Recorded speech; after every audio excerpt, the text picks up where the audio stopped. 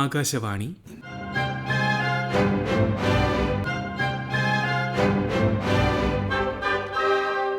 ജില്ലാ വൃത്താന്തം. ഇന്ന് എറണാകുളം ജില്ല.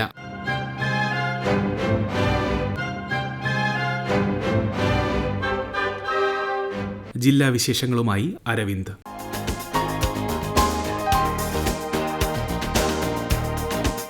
CISFന്റെ നേതൃത്വത്തിൽ സംഘടിപ്പിച്ച വന്ദേമാതരം കോസ്റ്റൽ സൈക്ലത്തോൺ കൊച്ചിയിൽ സമാപിച്ചു. കേന്ദ്ര ആഭ്യന്തര സഹമന്ത്രി ബാന്തി സഞ്ജയ് കുമാർ സമാപന സമ്മേളനത്തിൽ മുഖ്യാതിഥിയായി. ഇന്ത്യയുടെ കിഴക്കൻ പടിഞ്ഞാറൻ തീരങ്ങളിലൂടെ 6553 കിലോമീറ്റർ പിന്നിട്ടാണ് സൈക്കിൾ യാത്ര കൊച്ചിയിൽ സമാപിച്ചത്. ഭാരതത്തിന്റെ തീരദേശ പെരുമ ആഘോഷിക്കുക, സമുദ്ര സമ്പദ് വ്യവസ്ഥയെക്കുറിച്ചുള്ള അവബോധവും ദേശീയ ഐക്യവും പ്രോത്സാഹിപ്പിക്കുക എന്നിവയായിരുന്നു പരിപാടിയുടെ ലക്ഷ്യം. യാത്രയിലുടനീളം ഊഷ്മളമായ വരവേൽപ്പാണ് CISF സൈക്ലിസ്റ്റുകൾക്ക് ലഭിച്ചത്. 65 സ്ത്രീകൾ ഉൾപ്പെടെ 130 പേർ സൈക്ലത്തോണിൽ പങ്കെടുത്തിരുന്നു.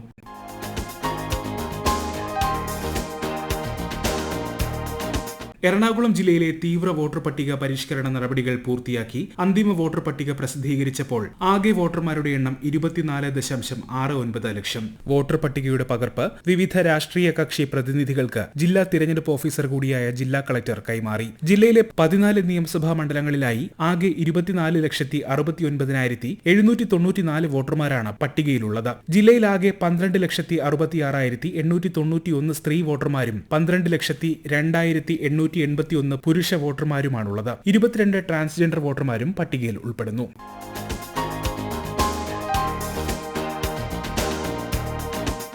കൊച്ചി മെട്രോ പില്ലറിൽ ഒരാഴ്ച കുടുങ്ങിക്കിടന്ന പൂച്ചയെ സാഹസികമായി രക്ഷപ്പെടുത്തി. കലൂർ ജവഹർലാൽ നെഹ്റു സ്റ്റേഡിയത്തിന് സമീപമാണ് മെട്രോ പില്ലറിന് മുകളിൽ സുഭാഷ് എന്ന നാട്ടുകാർ പേരിട്ട പൂച്ച കുടുങ്ങിക്കിടന്നത്. പോലീസ്, അഗ്നിരക്ഷാസേന, അനിമൽ റെസ്ക്യൂ പ്രവർത്തകർ എന്നിവർ ചേർന്നാണ് രക്ഷാദൌത്യം നടപ്പിലാക്കിയത്. പൂച്ചയെ രക്ഷിക്കാൻ ആദ്യം നടത്തിയ ശ്രമം ഫലം കണ്ടിരുന്നില്ല.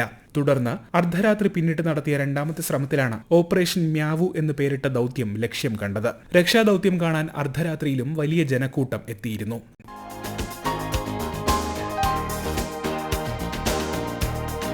ഇന്ത്യൻ വെറ്ററിനറി അസോസിയേഷൻ കേരളയുടെ നേതൃത്വത്തിൽ ലോക വന്ധ്യംകരണ ദിനം ആചരിച്ചു. ദിനാചരണത്തോടനുബന്ധിച്ച് സാമ്പത്തിക ബുദ്ധിമുട്ട് അനുഭവിക്കുന്ന കുടുംബങ്ങളിലെ പെൺനായ്ക്കൾക്കായി സൗജന്യ വന്ധ്യംകരണ പരിപാടി സംഘടിപ്പിച്ചു. മൃഗസംരക്ഷണ വകുപ്പിന് കീഴിലുള്ള തിരഞ്ഞെടുത്ത മൃഗാശുപത്രികളിലും എറണാകുളം ജില്ലയിലെ പ്രമുഖ സ്വകാര്യ മൃഗാതുര സേവന കേന്ദ്രങ്ങളിലുമാണ് ശസ്ത്രക്രിയകൾ നടന്നത്. ഇതിനു പുറമെ വെറ്ററിനറി ഡോക്ടർമാർക്കായി പ്രത്യേക പരിശീലന പരിപാടിയും ഒരുക്കിയിരുന്നു.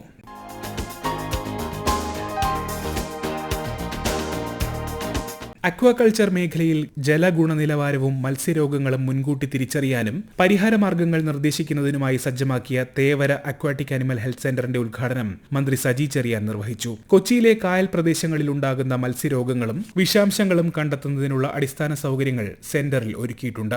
ജലത്തിലെ വിഷാംശങ്ങൾ പരിശോധിക്കാനുള്ള വിപുലമായ സൗകര്യങ്ങളും വ്യവസായ മാലിന്യങ്ങൾ, രാസവസ്തുക്കളുടെ ചോർച്ച, ഓക്സിജന്റെ കുറവ് എന്നിവ, വെള്ളം, മണ്ണ്, മത്സ്യ സാമ്പിളുകൾ എന്നിവ പരിശോധിച്ച് വേഗത്തിൽ കണ്ടെത്താനുള്ള സൗകര്യങ്ങളും ഇവിടെ ഒരുക്കിയിട്ടുണ്ട്.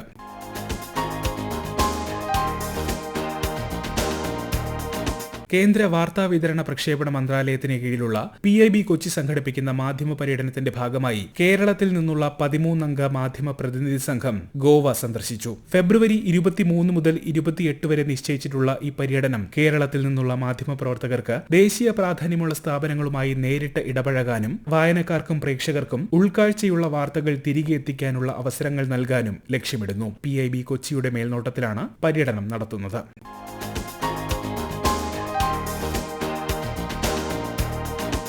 ജീവന്റെ വിലയുള്ള ദൌത്യമാണ് കാർഡിയോ പൾമനറി റെസസിറ്റേഷൻ അഥവാ CPR എന്ന് വ്യവസായ മന്ത്രി P. രാജീവ് പറഞ്ഞു. സെന്റ് പോൾസ് കോളേജിൽ കളമശ്ശേരിയെ സമ്പൂർണ്ണ CPR സാക്ഷര നിയോജക മണ്ഡലമാക്കാനുള്ള പദ്ധതിയുടെ ഉദ്ഘാടനം നിർവഹിച്ച് സംസാരിക്കുകയായിരുന്നു അദ്ദേഹം.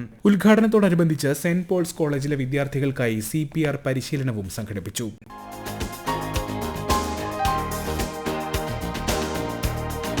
കേരള ടെലികോം സർക്കിളിൽ നിന്ന് വിരമിച്ച ടെലികോം BSNL ജീവനക്കാരുടെ പെൻഷൻ പരാതികൾ പരിഹരിക്കുന്നതിന് വേണ്ടി controller of communication accounts Kerala circle March 17 pension adalat സംഘടിപ്പിക്കും. എറണാകുളം BSNL ഭവനിലാണ് അദാലത്ത് സംഘടിപ്പിക്കുന്നത്.